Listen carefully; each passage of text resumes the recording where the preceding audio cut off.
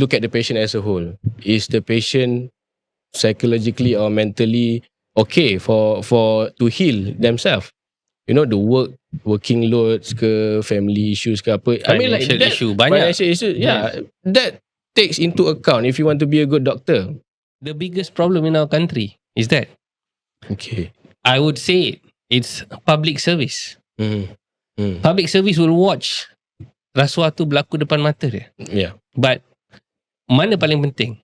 The truth or my salary? There, the moral compass akan crack. Yep. Setiap obstacle yang ada dalam hidup orang tu, block as you say, sebenarnya ada emotion that is behind it. Contoh, kalau you rasa tak boleh sebab apa, you takut.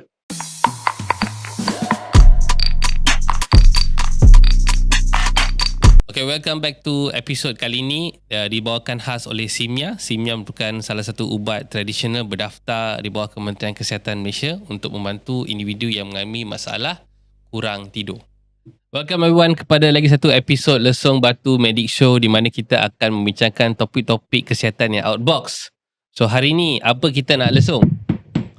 Topik hari ni something very unique, timeline therapy.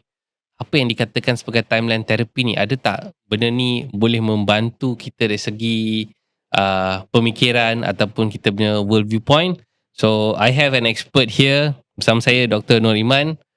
Welcome to the show. Hello. Let's start that you're a medical doctor, you doktor perubatan berdaftar, you did your housemanship, MOship and everything, and then you decided to leave the system to do something betul-betul wild lah bagi saya. Alright. Something different. So you mentioned to me dulu you did NLP. Kepada siapa yang tak kenal tentang NLP ni is a neuro linguistic programming. But maybe before we go into this timeline ni, aku rasa macam nak masuk multiverse tadi. Alright. Apa tu NLP? Alright. Okay. First of all, thanks for the invitation, Dr. Roland. I memang dah lama nak ketuk juga. Can please ketuk. Ni, I dengar pasal ni dah lama. So, thank you for the invitation. Kalau siapa tak kenal lagi Dr. Roland, and you guys should try to go to his clinic lah. See how he treats the patient. I really adore how you talk to patient, explain stuff which is educate patient tu jarang orang buat. Tapi I think itu pun thanks to like my experience with going through that NLP process also back in 2017. Oh, okay. Okay. So I want you to explain to the public apa dalam bahasa Melayu ni apa NLP ni. Okay. So NLP is dia daripada perkataan English called neuro linguistic programming. So paling senang kita ambil kita pecahkan lah neuro linguistic programming to three components. So neuro something to do with the brain, with the mind. Linguistic is language, which also refers to communication skills and whatnot, and also programming. So the interesting part is the programming part. So apa yang untuk senang kita faham, neuro-linguistic programming ni is a method that you use whereby you learn what is the framework of the brain. So you punya brain tu consists of what? How do you think? What's the input? How do your brain process? Apa dia punya results and outcome? How does it turn into your behaviour? So, yang menarik, biasanya orang akan cakap macam this is pseudoscience and whatnot. Okay. Ini satu benda yang selalu kita akan dengar kepada yang akan jual ubat, akan selalu kata anything that is off this like reprogramming, rewiring the brain, neuroplasticity and everything, I think susah for them to terima. Tapi ada banyak scientists, professors, everything worldwide are already discussing about all of this. Yeah. That's why when we discuss, I don't like to be caught up with the only NLP thing. We should expand the topic and talk about psychology, talk about because at the end of the day we want to find a solution, and this is just a method that is found and by someone and that can help to improve people punya basically life lah. Dia orang punya psychological process and all.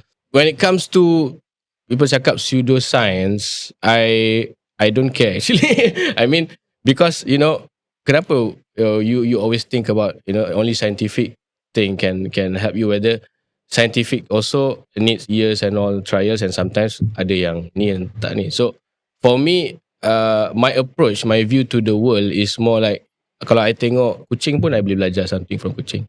Is ilmu lah. So tadi pasal NLP tu,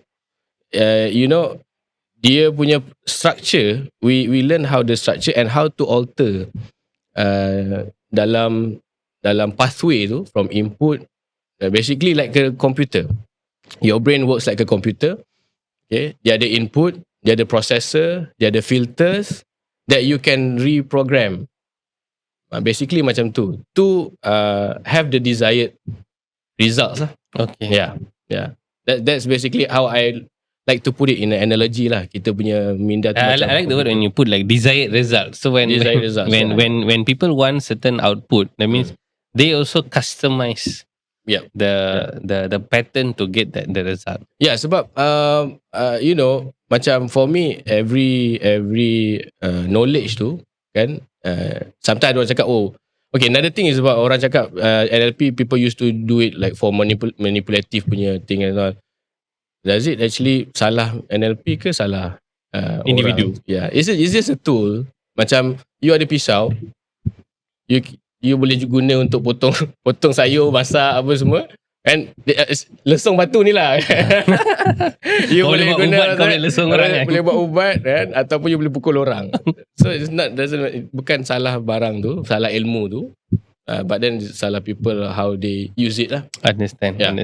So bila you telah go through the experience of this medical journey kan, daripada medical student and everything kan, why did you leave? Why did you leave and you went into something that which I rasa this mental crisis or whatever we are feeling, whether people ada limiting beliefs ataupun dia murung and depression, everything kan, it's all starting with the brain. Yeah. And did you rasa macam journey ataupun perjalanan ni tiba-tiba you took a macam big U-turn?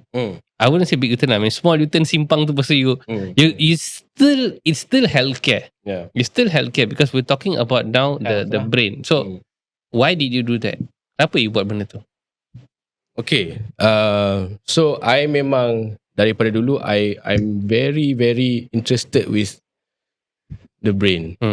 Because I rasa macam the part which differs you from other beings is actually your brain and consciousness you lah. Okay, so there's banyak lah benda when I see our healthcare system. For me, it's not healthy. Healthcare system is not healthy.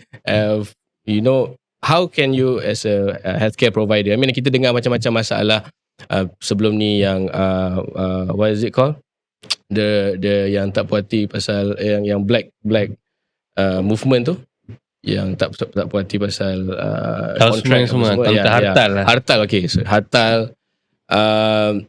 So actually the environment and the working quality of the healthcare provider, healthcare professionals, professionals. So I see that when you as a healthcare provider and professionals, when you are not fit, actually, you are not healthy mentally or physically, how can you treat? Yeah, you understand? So that's one thing. Bila I tengok, okay, because of the working environment semua, I feel that this is not good for me mentally and physically. So I leave. That's one thing. That's one aha moment for me. Not like aha moment that is chronically.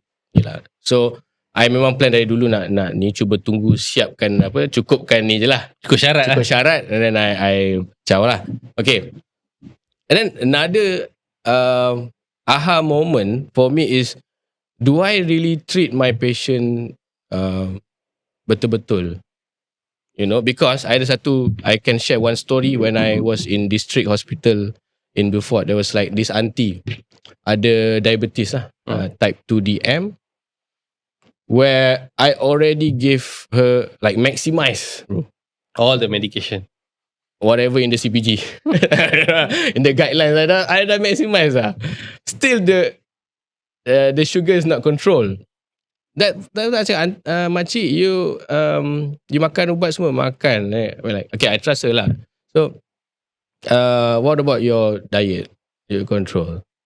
Yang tu susah sikit lah, dia cakap macam tu. So, I see that, that is not the treatment. If that's gonna be the treatment, patutnya selesai lah. But then, so that part, that moment, I feel like, okay, there's something that I tak betulkan sebenarnya. Which is the people's behaviour lah. People's behaviour tu, macam kita faham tadi, comes from the brain lah. So I took the decision that, okay, I need to do something yang right. I need to do something right. Supaya kalau I tolong patient tu, I really help them, bro, and at the end of the day, I know that I improve their life. Dia bukan macam, if you see like doctors like right now, kalau lagi-lagi dekat government ke apa, patient datang, you dengan, okay, tengok review, okay, tambah ubat, kurangkan ubat apa semua. Do you see actually how is the HbA1c? Is it really improving with all the medication, right? So, and then plus tengok lagi orang tu punya, a patient as a whole. Last time we used to talk about this. Look at the patient as a whole. Is the patient psychologically or mentally okay for to heal themselves? The working loads ke, family issues ke apa. Financial issue banyak. Financial issue, yeah. That takes into account if you want to be a good doctor. For me lah, I rasa macam tu. I think memang what you said is very, very true based on the experience, because the system is just working on volume. Yeah. When you leave, you realize that, wow, there's so much quality I can give. Yeah. Because you are not bounded by any CPG that people who are on top there just creating, but understanding the CPG is designed to, like, that shove the drugs. Bagi je drug tu, settlekan. Because what we are chasing time. We're chasing number. Yeah. And then we have no time to macam discuss tentang their lifestyle, financial, and whatever stress they're going through, because all of these things macam cravings ke apa akan disebabkan oleh that stress. True. In that environment. So you mentioned tadi tentang before we got in, timeline. Okay. Timeline therapy. Okay. What I think timeline is like going back lah, macam back to the future ni. So tetapi boleh ke kita pergi balik kepada this going back, and then you are in the present, lepas tu nak pergi correct something which happened like 30 years ago, 50 years ago. Okay. That's an interesting question. Sebab the question now is how valid is the information when I go back. Okay, basically the framework of the timeline therapy, dia bukannya we are physically, we don't talk about that lah.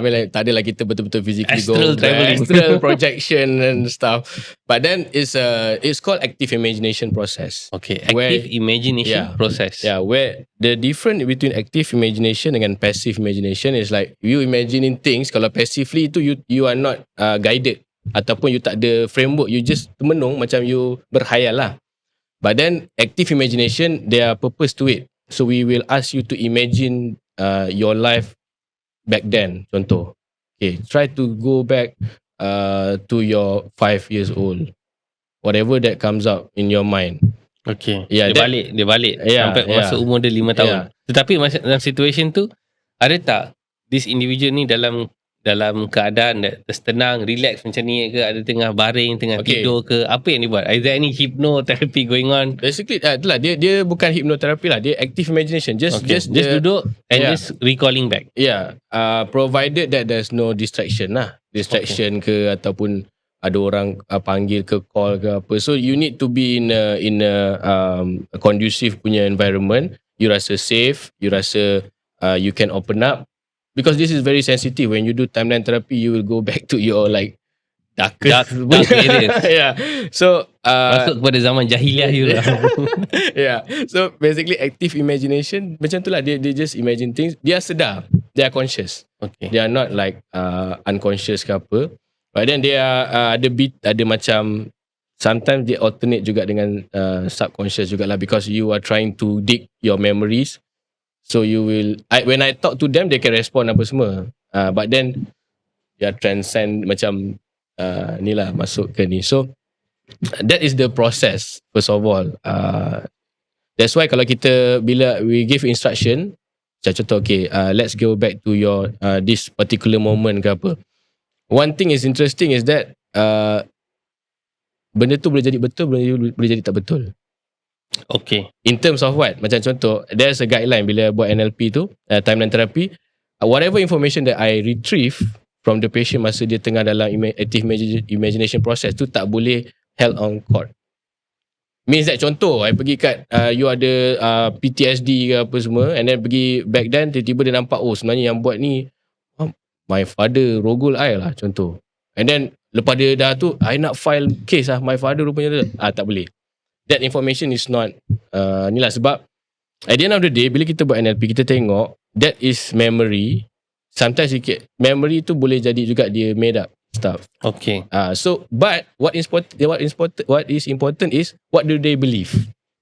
Itu sebenarnya important. But if you go back to that memory, and then lepas tu memory tu salah, okay, bukankah dia akan macam Loki season 2 pula, dia akan buka satu timeline, another timeline. Okay, Because they're trying to play this character or role yang memang tak pernah happen in that person's history. Okay, Is that a good or bad thing? Okay, sebab tu kita kena tahu what is the reason we doing this. We are doing the NLP timeline therapy tu sebab untuk orang tu boleh move, boleh grow lagi. Okay. So it doesn't matter actually apa yang dia nampak atau apa semua, but as long as he believes yang itu masalah dia and he solved it, that will be his new belief, his new life. Okay.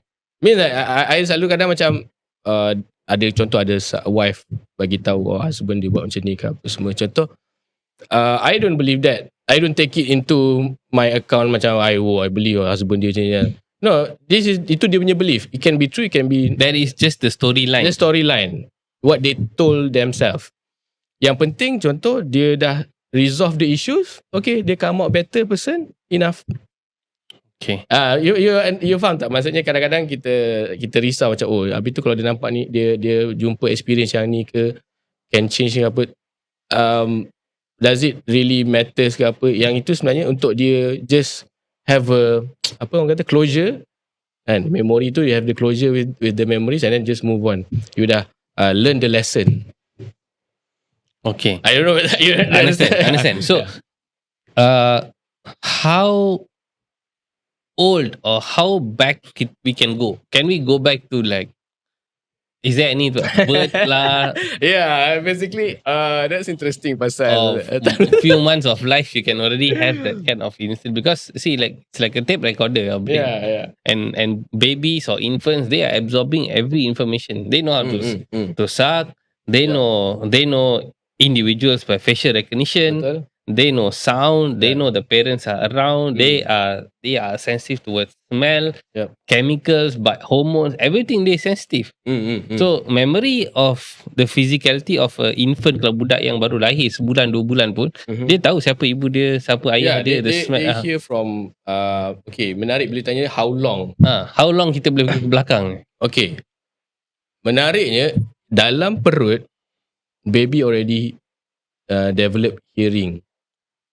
So hearing tu akan masuk dalam memory dia, of course. So what does fetus mula-mula belajar dengar? So dia akan dengar apa? Dia akan dengar the slushing sounds of the Body, amniotic fluid. Dia akan dengar bunyi mother's organ. Bro, it's very intimate bro.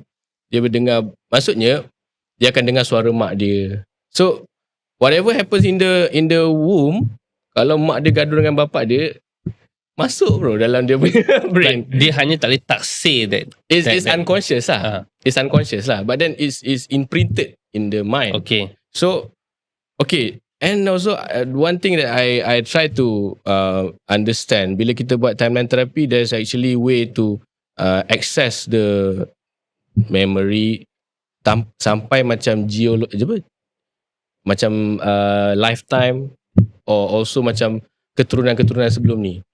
Mungkin it's like genetics. Yeah, genetic stuff lah. So contoh ada orang, someone who has fear dia takut. Ada satu patient tu dia takut. When I try to find what is the core issue from the takut tu, so dia cakap dia takut macam ada this figure lah dekat kampung dia, and then people are all talking about this figure. And bila figure ni kita cari siapa figure ni actually, bila dia pergi like 2-3 generation sebelum ni, rupanya that figure is his great-great-grandfather yang sebenarnya dulu macam pahlawan dekat istana, something like that. Used to be a very figure yang orang admire, recognize apa semua, tapi bila lama-lama dia jadi macam takut kan, jadi satu ketakutan bila dia dah mati apa semua. So when I resolve that issue, then after dia okay. Selepas habis session tu, he can overcome his fear easily. That is what I explain. Sometimes orang cakap macam kalau orang Melayu suka cakap apa, saka apa kan. I believe that sometimes it doesn't come in the form of entity, but then it's a stored memory ataupun the memory yang you inherit. Because of why? Because of contoh nenek dia inherit that fear. That is how they treat dia punya family with the fear. You know, the same fear. So the fear is like embedded in the DNA. Yes, yeah. Basic, betul bro. Because if you think about it, like looking large, right? Yeah. See, what are memories? You see, they are technically like neural connectivities, clusters in the brain, in small pockets. I mean, we understand, but there's a lot of biochemistry going on. Maybe certain proteins yang store all this information. So kalau this kind of proteins can be programmed in the DNA, then technically they can express and they can translate. The body picks up the biodata and it happens. Give a simple example. Mungkin manusia ialah satu spesies yang lahir dia terpaksa bergantung kepada induk dia. Okay. But if you think like other species, butterflies or mungkin a horse, kuda ke, dalam 1-2 jam they already running already. Siapa ajar mereka berjalan? Yeah. It's like built inside the system. Because we have to grow towards this at least 18 months, 20 bulan baru. Yeah. We develop a lot of our understanding of our surrounding better. Doesn't mean we don't understand, cuma better. So I kind of feel that there's could be that link. Like, I mean, in the future we will know. There's a thing called genetics. There's another thing called epigenetics. So you know, epigenetics is very interesting, man. When bila saya start look into epigenetics, it's like, you know, what is more important than yourself or your need is the environment. The environment that genetics, epi is above. What stimulates the gene expression and kalau kita lihat pada benda ni, always kita akan katakan macam anak-anak ni hidup ibarat macam kain putih. So siapa yang kita akan salahkan kalau ada isu-isu macam ni berlaku? Is it the environment? Is it the parents? Is it the individuals? And boleh tak koyakkan kain ni? Interesting. Sebab kalau kita, let's look at how do I understand this is by I tengok human development psychologically. Psychologically there are phases dalam life. You ada toddler phase, childhood and toddler, lepas tu adolescence and then early adult and stuff. So every phase ni, your brain ada, your psychology is, there's a way of functioning. So masa mula-mula you lahir, basically baby tak boleh, they don't recognize the people. Maksudnya don't recognize in terms of they don't know consciously that people around them ataupun anything in the environment is separated individuals. So they take the environment as themselves. That is how you they anggap the ecosystem is is them. They don't know who they are. There is no I. Something like that. There's no I. So that stage we call if I'm not mistaken, imprint stage, whereby tak ada lagi moral connotations ke, tak ada lagi disciplines and all. So whatever that the surroundings, waktu baby, whatever the surroundings, especially siapa yang patutnya intimate more dalam surroundings masa kecil, which is parents lah. But then interesting now kita tengok trend lah, people are sending out their babies to nursery home. So I selalu cakap macam ni, kalau you nak anak you jadi macam you ke, or better than you yang kena ada dengan anak you masa dia kecil. But then kalau you hantar dekat orang lain, dia akan jadi bibik tu lah. You know, that's why sometimes kita tengok orang budak-budak pada cakap contohlah, let's say I'm not going racial or what, but different macam language, different language ke apa, sebab he was raised by someone else. So in that particular, macam Jungle Book tadi. Ya, Mowgli ke apa kan. So waktu tu in that stage is memang siapa yang rapat dengan dia, sebab baby kan tak boleh sendiri. Someone has to assist, pegang dia selalu. So whoever that is close, orang tu yang akan printkan data dalam brain dia. But then after that, bila dia dah mula besar, they will be independent a bit, dia dah mula berjalan ke, ataupun dah betul-betul dah remaja ke apa, they will start to go out. They will know themselves apa semua, they start to go out, and that part maybe environment in a larger scale akan affect dia. But a lot of neuroscientists, psychologists and everything agree that between this age of 5 tahun hingga 7 tahun, sesuatu individu tu, their world, I call it the world order. Okay. That means the structure of the framework of, you rasa okay, dunia ni macam ni. Yeah. Sama ada dunia ni you lahir dengan sudu emas, you got golden spoon, or you punya perception of the world different lah. If you lahir daripada family yang memang miskin, tak berada, you are on the streets, you are on the thing. So they develop that, whether you hustle, whether my blueprint is I hustle, or my blueprint is like, you know, everything is going to come to me because I can just that magnetize. There's always a reason lah. Sometimes doesn't mean that you are golden disuap oleh sudu emas tu, you are perfectly fine. There can be some traumas in it. Contoh lah, you lahir dalam keluarga yang kaya, but then ada something happen in the family ke apa ke, sebab there's always, bila you if you find like successful people ke apa, you akan tanya dia like, there must be one thing that happen, spark, you know. Kalau orang tu, I mean like, you know, you are even 50, 60 years old, you can still sometimes remember things that happen at 2-3 years old, that you know, apa yang you experience waktu tu. There's a one moment yang, you know, change everything. I have one patient yang dia turn out to be someone yang belajar weaponaries and all. I tanya dia, bila kita discover dia punya psikologi, like what is the root of this? Rupanya masa dia kecil, dia kena bully. Dia balik sekolah kena bully. So he try to defend himself. So bila dia membesar tu, because of tak nak kena bully, he create that persona lah. He try to, you know, belajar weaponaries apa semua. But then after that benda tu jadi macam dia punya business lah. You see where I come from? Maksudnya, yes, always setiap orang tu dia akan ada effect dia sewaktu kecil tu. Dia environment lah. It can be good, positive things or negative things. So coming balik pada persoalan ni, when we look at this negative belief, okay, negative belief ni apa nak kata, kepercayaan negatif dalam bahasa Melayu.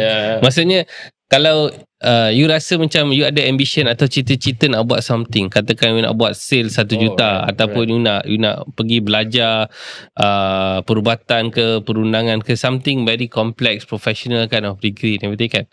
Sometimes you awak letak this negative belief, keluarga saya ni miskin, keluarga saya ni B40, I tak boleh buat benda ni, mereka tak mampu. You dah letak this block, okay. And these blocks bagi saya also wujud dalam timeline. Alright. Because sama ada the family ataupun individual, persekitaran, environment, perumahan you and everything create this drama atau block yang you kata macam, I tak boleh langkah, ni lah I punya tempayan ni, I cannot go across, I cannot go across the thing. Okay, what's interesting tentang you call just now, dia macam dia panggil limiting belief lah. What you believe sampai situ je. That is my end. I rasa I boleh buat. You boleh buat tak sale 1 juta? I cannot. So yang menarik about NLP when I learn this thing, setiap obstacle yang ada dalam hidup orang tu, block as you say, sebenarnya ada emotion that is behind it. Contoh, kalau you rasa tak boleh sebab apa, you takut. Contoh, you takut lah. So sebab apa you tak boleh nak buat sale macam tu? Sebab you takut. So that is the emotion there. So kita akan cari what is the root cause for the emotions. When does this develop first time? This is what we do in timeline therapy lah. We will find the root cause. Sebab hari ni orang they don't really put into account their EQ, their emotional quotient. Kan kita ada IQ. Our education system is corrupted that way lah. I mean, you always focus on the IQ, and whereas sebenarnya manusia, every decision that you make is actually based on emotions sebenarnya. Instinct and emotions. Kan? So your question tadi yang pasal does that how this emotion hinders dia punya growth lah kan. Okay, so apa yang kita dalam timeline terapi kita akan jumpa, okay, benda ni we recognize whether it's a fear, whether it's a conflict, whether it's a sadness ke apa. So it's an emotion. So kita akan cari root cause. Yang itu just symptoms. Apa yang dia rasa tu is a and talking about emotions ni, dia ada stages. Basically, can I go into that? Yes, lah? please go. Macam sometimes people don't understand how does mental illness happen. How does mental disorders happen? Kita hanya risau tentang bila orang panggil, you kena pergi ward psychiatry ataupun tinggalkan certain places, they straight away go traumatized, even like, wow, I don't want to be there. Don't put me in this block. Yes. So basically, apa yang I belajar bila buat NLP is that you try to find the root cause. So bila orang yang ada mental disorder, contoh you ada psychosis, you tengah ada schizophrenia apa, that is all chronic issues. It's chronic problem.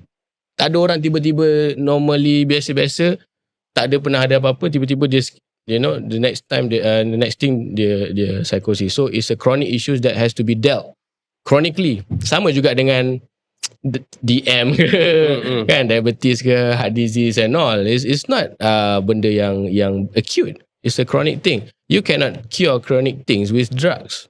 You have to cure with the kinds of therapy. So bila orang yang ada masalah emotions tu tadi, okay, emotions develop. You start with the flick of emotions. Contoh anger, itu rasa marah. Okay, marah tu boleh reda tak? Boleh reda kan? Sometimes dia reda, sometimes tak. What happen bila tak reda or unresolved? You akan carry on with the emotions. So bila carry on dengan emotions, dia akan start to develop into mood. This one you can find in the Emotional Intelligence the book by Daniel Goleman tu. So mood, kita akan cakap dia ni mood dia tengah macam ni, jangan kacau. Tapi besok mungkin dia okay. You cari dia balik besok. Kan? Dia dah tak marah lah kot. But then kalau tak resolve lagi, chronic lagi, lama lagi, it will become a temperament, which is kalau lagi kita panggil apa? Perangai lah. Perangai. Jangan jumpa langsung dia ni memang pemarah. Dia dah jadi perangai. Okay, that is how development of the emotion. Sampai kalau temperament tu, perangai tu tak resolve, dia akan start to become a disorder. Is it become a habit? Or disorder considered like a habit? Dia dah jadi habit. Dia dah jadi part of him lah. Because emotions tu come and go. Sepatutnya you can actually if you resolve it early, ataupun you know how to manage your emotion, dia tak akan jadi sampai situ lah. So maknanya whenever I see people yang pemarah, I know this is very chronic punya stuff. That's why kenapa I cakap pasal EQ dia tadi. In the school ada tak kita belajar macam mana nak manage emotion? Ada. Dia ada kat sekolahnya ada unit bimbingan dan counselling. Unit bimbingan counselling, and kalau pergi ada stigma Supposedly you can eliminate the unit counselling kalau you ajar dari awal in the education. Tetapi but you see, like kalau kita lihat pada sekolah kan, this segment is going to be taken by pendidikan Islam or pendidikan moral, which sad to say, yes, religion memang ada cover segmen-segmen ni, tapi bila kita deal kepada hardcore issue, macam mencuri lah, rasuah and everything, benda ni somehow pun go back embedded where they are watching maybe the parents do it, and they feel dia rasa okay. Lepas tu they seen their friends do it, it becomes okay. Dia bawakan lah pada dulu 10 sen, lepas tu RM10, lepas tu 1,000, lepas tu 10 juta, lepas tu 1 bilion. That's the thing, because the framework daripada kecil pun tak apalah, that kind of thing. That's true enough. Kalau we talk about like macam mana dia punya environment daripada kecil. Okay, so that's why factor of family is very important. The institution of family is so important. You know how they want to ruin a civilization is by, pecah belahkan. Start with the smaller structure of a community, which is a community. Negara tu dah besar. Negara is consists of families, a lot of families. So pecah. Hari ni kita tengok, adakah family? How do you define a family right now? Do you just define it by your bloodline, or actually there's supposed to be a core concept that everyone in the household pegang? Do you understand where I'm going? Sebab macam contoh, hari ni everyone is doing their things. Father buat hal dia, mother buat hal dia, abang dia buat hal dia. Kat mana you nak macam gather and solidify the foundation of the family structure tu? The only simplest thing that we can relate to is religion will be the first thing, because that seems to be like, you can solat together, ada event, ada majlis, those are the things that seems to be at the moment the only things that solidify. Because kalau kita balik 100-200 tahun dahulu, kalau family tu semua petani, tanam padi, apa generation pun semua tanam padi je. Because you don't leave the kampung, you don't leave the environment, tu bendang you harvest, you toil the land. So that one, at least pekerjaan, they're united. Prayer, they're united. Makan, they're united. Last time business family business, man. Yes. Yes. True. Yeah. You have to see the world in the large, macam wider scale. You see what is happening to the world, the political, crisis, economical crisis. You have to go back at the root of the cause. So when what do I find when finding root cause? Banyak masalah ni, it's a crisis. So what is the main crisis today is a spiritual crisis. Okay. Kenapa? Why do I say spiritual crisis? Is the root problem of all this. Okay, let's say you cakap tadi mencuri, right? Okay. When I study existential crisis, I've heard about it lah, macam krisis kewujudan lah. I mean, everyone psychologically, it's natural for you to ask this. Why am I here? Why am I here? Why am I on this planet? Right? So, unanswered, unresolved questions tu, kan, dia akan lead to a lot of problems, because of you akan start to cari other things that can give you purpose. So when I tengok ada banyak jenis existential crisis, but then I see the concept, what is the root of this? So the root of existential crisis or any crisis in someone's life is actually lack of meaning. Lack of meaning maksudnya makna hidup lah. Apa makna kehidupan? And that lack of meaning does come into a mental or a neural disturbance. Yeah, of course. I mean, why do people dia mencari suicide? Cari. Why does suicide happen? Because they feel that tomorrow there's no meaning already for me to live. Besok dah tak ada makna. So this is where the spiritual comes, in hand, whereby you should know why God created us in the first place atas muka bumi ni. So that's why I won't go into any religion, but I will go into spirituality in general. All scriptures are telling people not to just pray, but actually to be the servant of God. Untuk, kalau bahasa Melayu dia, mengabdi kepada Tuhan. is different from you just pray. So okay, kalau you imagine orang yang dia tahu dia hidup untuk serve God, dia akan mencuri tak? Tak. Yeah. Basically, doesn't matter what religion he is, doesn't matter how much he prays. But if he knows that dia punya kerja kat bumi ni untuk, bring goods and mensejahterakan bumi, then this will not happen. Dia mensejahterakan poket. You see?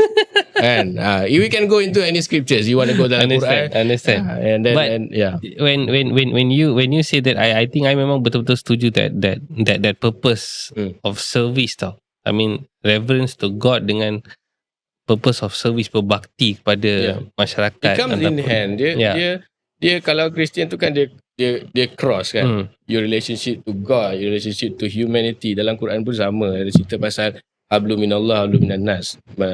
Hubungan dengan Tuhan, hubungan dengan manusia. So if you understand that, I think globally all religion ada that element. And when we look at this, nampak satu segment of this behavioral science. Even WHO pun talk about this behavioral science thing, how they are nudging people towards certain direction and everything. Whether kita boleh nudge people kepada to do something, whether good or bad. One, we saw this paling banyak masa time pandemic. Ada tak bila kita lihat pada whether it's NLP or timeline therapy and everything, these agencies, big agencies, are also knowing kita punya kelemahan, tahu kita punya kelemahan, and taking advantage of this. Because of course, we are not alert of our brain. Of course, for sure. Sebab your brain is macam you ada cakap tadi, neuroplasticity and all. So your brain can be programmed, man.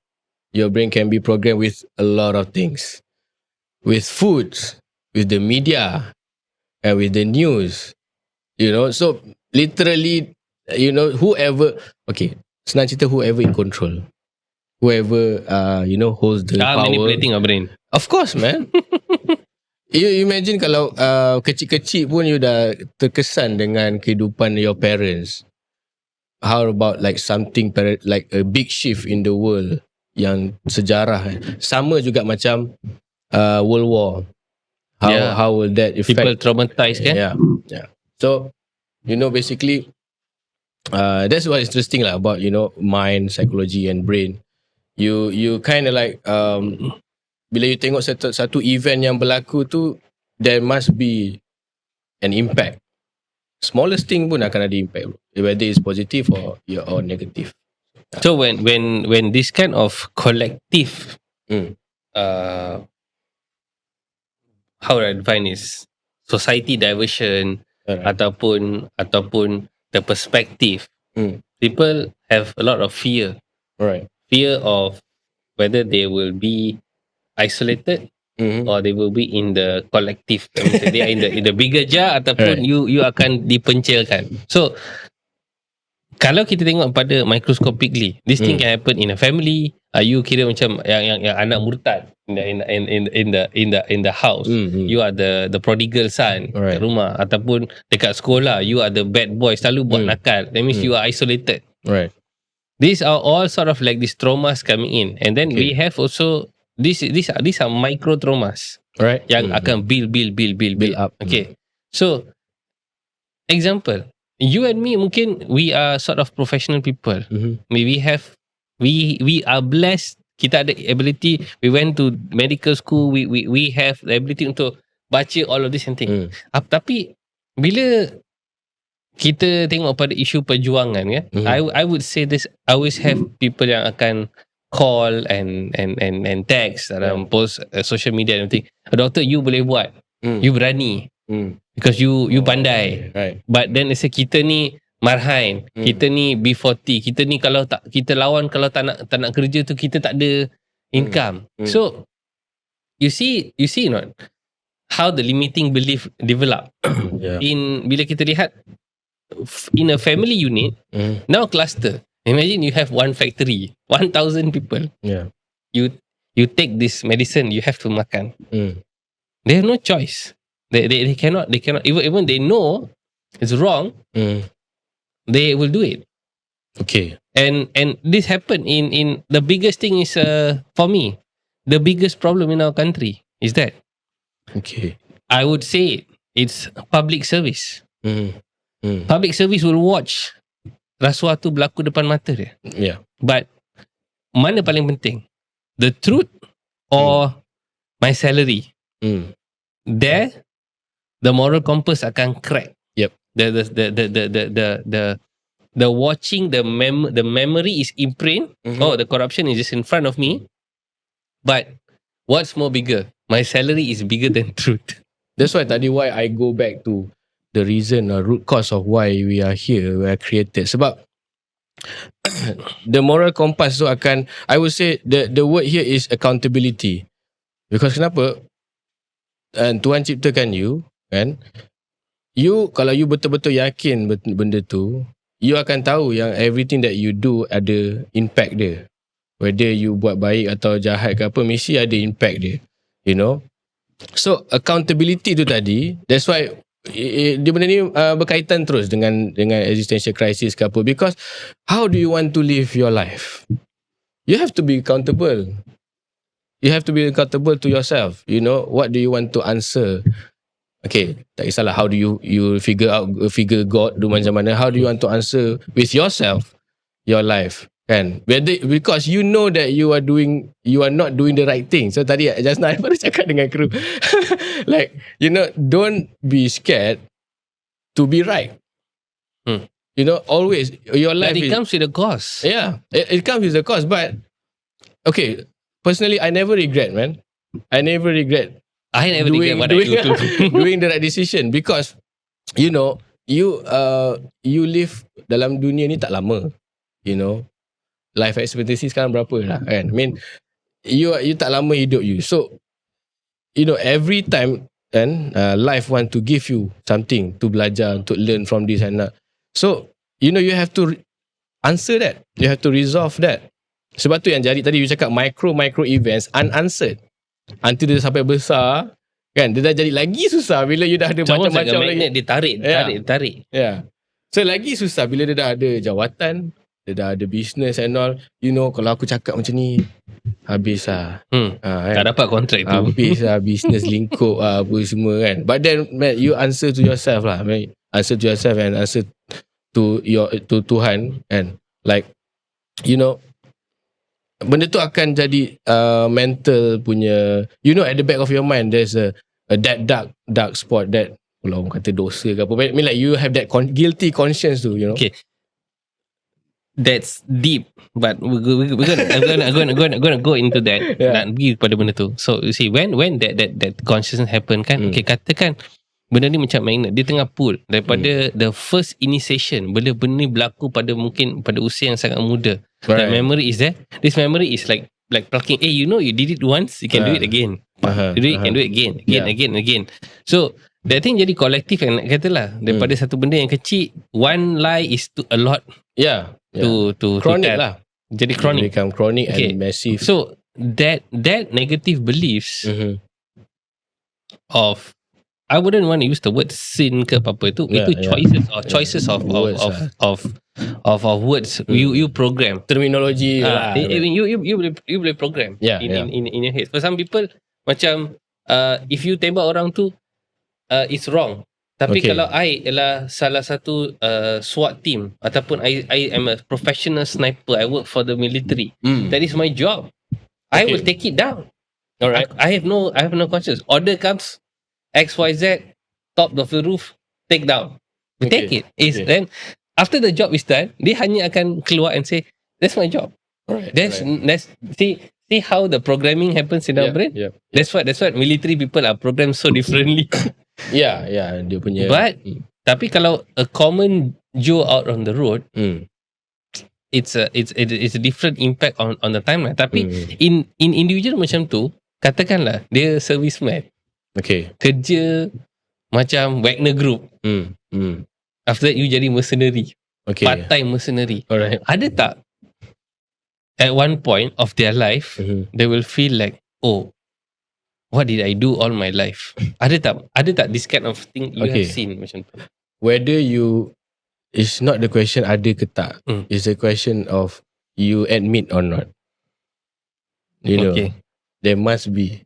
That's how brain works. That's how your psychology works. Whether you admit it or not. But usually people ignore it. Okay. That's what happen. Bila you cakap macam tu, maksudnya before dia sampai kepada, you know, daripada curi RM2 sampai curi 2 juta, there must be ada increment dulu kan. So every increment tu ignore lah, tak apalah, choose other things. Choose yang lagi ni kan, dia punya fit on the grid ke apa. So every time mesti ada punya. So sebab tu saya cakap existential crisis tu pun kalau kita tengok dia ada every phase dia ada calling dalam your brain. Macam contoh, you are changing from adolescent to adult. You are the changing of environment. You start to see people and all. So you start to, you know, have question. Okay, how do I go about with this new phase of life? This dialogue won't go out loud, tapi dalam brain you akan ada lah. So betul ke decision, kalau dah tua sikit, okay, betul ke decision aku ni ambil kerja ni?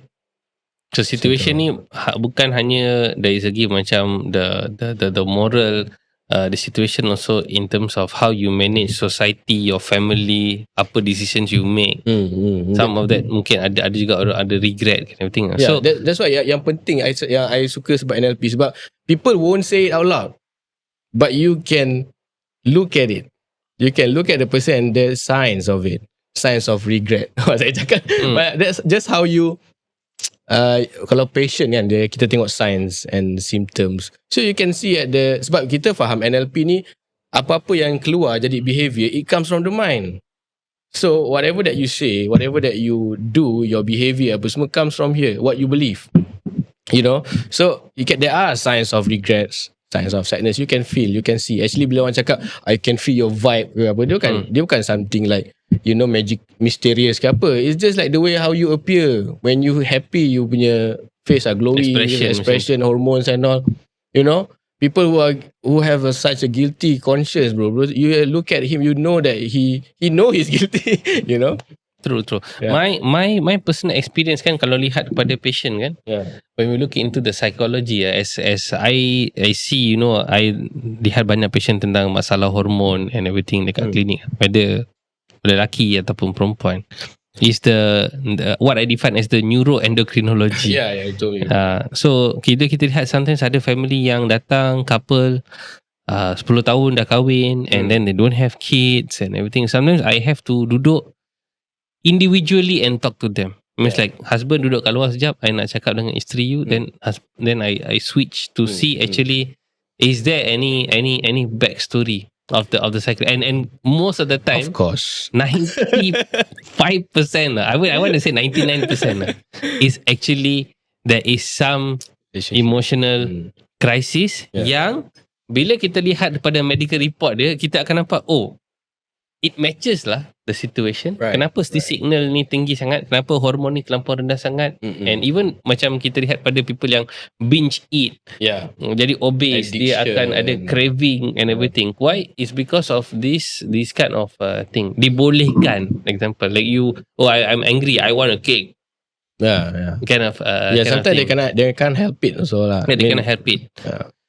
So going to therapy, okay, journey with me, macam mana this kind of therapy, what you will do to this kind of patients. I mean, how long would it take? Long is subjective, tapi what would the patient go through and come out? Okay, before that, I think jadi yang cakap pasal emotions and hormones, that's very interesting. Sebab tu I tak suka kalau let's say I come from NLP, we cannot talk about hormones. Hormones is like some other field or study. No, you belajar macam-macam. You have to come up together with a concept and a solution. Because dopamine, serotonin, all I think is all hormones. Yeah, it's all hormones. All chemicals. Yeah, so basically it starts with emotions ke contoh, and then it will regulate your hormones. It will regulate your organ functioning. It will regulate whatever that, you know, parameters that comes out. Macam tu juga jadi penyakit. Dan itu akan masuk pada gut brain axis pula lepas tu. gut brain axis ataupun psychosomatic ke, because benda tu semua berkait. You have to see. Sebab tu when you look at patient, jangan macam ni sakit ini je. You have to see balik apa semua psikologi Follow dia. CPG. Follow CPG ke apa spesialis cakap macam ni ke apa kan. Okay, so what interesting dalam NLP, I learned that certain disease ada dia punya emotions yang dominant. Contoh heart attack kan, they found that a lot of people with heart attack they have a lot of anger. But I think kita pernah sembang sebelum ni, you cakap kenapa gastrik, correct. The GERD anxiety and all. So turns out that kalau cakap ke orang sakit jantung ni ada banyak marah. Dia cakap kalau orang biasa dengar macam serius lah kan, benda tu betul ke? Tapi bila kita tengok macam mana anger affect your body with the hormones and all, memang dia akan penatkan you punya jantung kan, dengan sympathetic, always like chronically sympathetic. Because dia macam ada 40,000 neural connection ataupun saraf yang sangat-sangat kecil daripada brain kepada you punya jantung. So there's a lot of sickness going on there. Same as cancer. They found out banyak orang cancer ni because dia ada banyak conflict in their mind. There's something that we can, I like the podcast sebab dia buka, open the discussion so people can start to aware about this kan. You tengok depression, apa dia punya major emotion? It's sadness. Because you are sad, you feel down, apa semua, dia jadi penyakit. So, doctors and medical professional, you have to look at it that way lah. I mean, you have to see it macam, why does this happen? But do you know what's the big problem? Yeah, I see healthcare bukan macam just we go, patients come in, knock our door, sit down. No, buat sale je. No, one patient RM90 at least itu kalau doktor itu masalahnya. So it's what you're looking at is we have a problem of the way we have designated ourselves. Right. Kita terpaksa diletakkan dalam sandbox. You apa? I GP. You apa? I pakar. You apa? I hate that too. And but people want to believe. People insult us also for being who we are. Because they cannot accept, hey, you know what? There's some medical pricks like us. We're thinking like all over the place. But why cannot? Because you so taksut nak tengok jantung je. But you don't want to see the brain, you don't want to see the gut, because they have this position that, you know what, I'm fully medically covered, I'm insurance covered, I can do whatever I want with the heart because that patient of mine will give his heart to me to fix it, whether I put a stent, bypass, anything. But I don't want to see anything else because the patient came with X problem. So I just want to fix X. And if X is done, my job is done. When it comes to GP is under, general practitioner is undermined because the patient sees me as just a cough and cold guy. So that's why I think that doing what you do, what we do in the clinic, we expand that perspective is that kita kena bagi that small drops of our patients to like, hey, open your eyes. Medicine is not the way that how medicine is run, and not the way how you're supposed to believe medicine is. Because kalau kita tengok hari ni, medicine sort of health equivalent to pharmaceuticals, contoh drugs and all, but then health in general, you have to look at macam contoh chronic issues, you dah kena ada satu kepakaran lain ataupun you kena ada ilmu lain lah. Macam contoh, I think you pun pernah sebelum ni, explore some Ayurvedic or, stuff like that. Because, you have to look at it macam tu. Macam I cakap tadi, does it have to be, kalau you as a doctor, let's say emergency doctor ke apa, okay, sampai mati lah you jadi emergency doctor. We human, we are growing, we are learning. You have to expand. There's only a few that turn lah. I can, okay, to be honest, I'm interested in spirituality and scriptures. At the same time, I'm a doctor. At the same time, I also I pernah ambil course dalam agriculture and all. Because why? That's all helps. That helps when you want to macam you sebelum ni kan, bila you nak educate patient, you have to educate them with what they eat also. You have to know the knowledge, kan? True. Apa makanan yang dah di-inject, apa makanan yang dah kena mercury, apa makanan yang dah kena macam-macam kan. You know, if you are just a doctor who macam focus, makan je lah apa-apa you want. Dietitian akan bantu you. Man, dietitian, I see dietitian in my hospitals are not healthy, man. How macam mana nak bagi nasihat. Okay, just a few one or two questions before we wrap up. Yeah. Again, when you have a client, Alright, ataupun a person yang mungkin ada emotional issues, okay, they meet you. Apa yang lepas the consultation, okay, they want to go through that process, and definitely you will have to do like macam you kena pergi to find out the root cause. Once you found the root cause, okay, what happens next after that? Okay, you pin it down lah. Okay, this is the biggest suspect. Okay, usually whenever patient ataupun I won't say patient, clients come to me for consult, and I have an interview dulu. I will have an interview to know basically in general apa masalah dia lah. You can come to me because of confidence issue, you can come to me because of relationship, family issue, you can come to me because of health issue pun boleh. Because macam kita cakap tadi, orang obesity pun sebenarnya sometimes is the emotion tu yang halang dia untuk kurus, you know. So whenever they come to me, I can ada like short session of maybe you know, half an hour ke apa, untuk kita discover the story. What is your story? Why do you come to me? Apa semua. So daripada situ, I'm trained to read between the lines lah. Apa yang dia cakap ke apa semua. So sometimes because of the predicate yang dia guna, saya takut lah ni. So and I risau ni.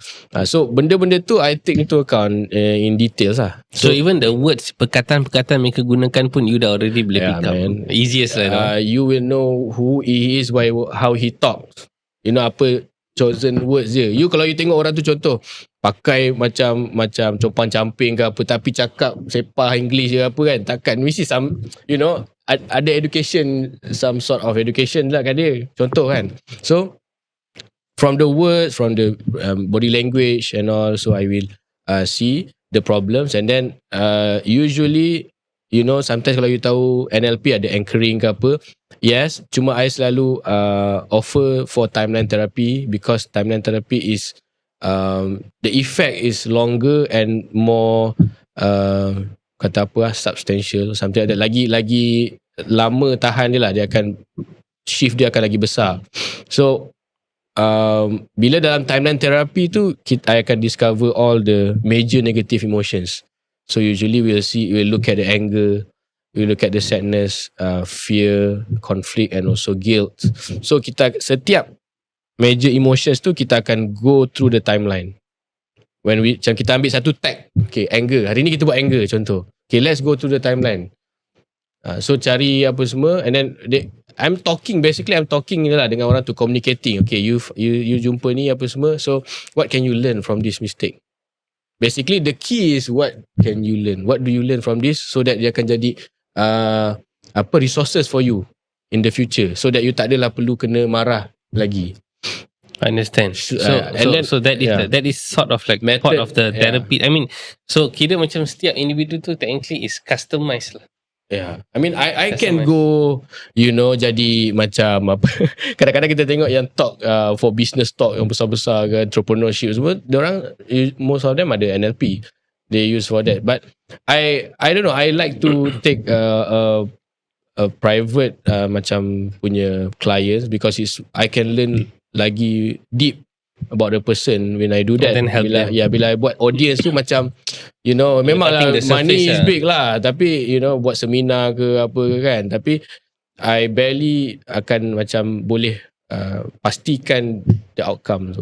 So are you having any seminars this year? Are you planning to?